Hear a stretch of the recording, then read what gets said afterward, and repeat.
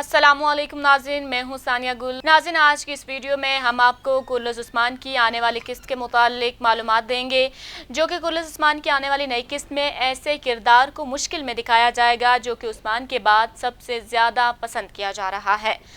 ये किरदार है बाला खातून का। इससे ना सिर्फ बाला खातून बल्कि इसके आने वाले बच्चे की ज़िंदगी को भी ख़तरा लाहक होगा।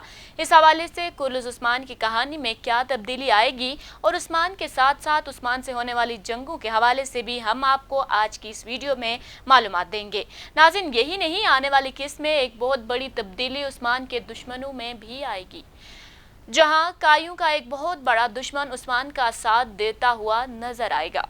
लेकिन इस दुश्मन का उस्मान के साथ देने के पीछे भी उसके अपने मकासद, और यहाँ बाला खातून पर हमले के लिए कोशिश रुगातुस को वरगला सकता है, जबकि इस हमले में बाला खातून और उसकी होने वाली औलाद महफूज रहेंगे और उनको बचाने में मालन खातून भी अहम किरदार अदा करेंगी।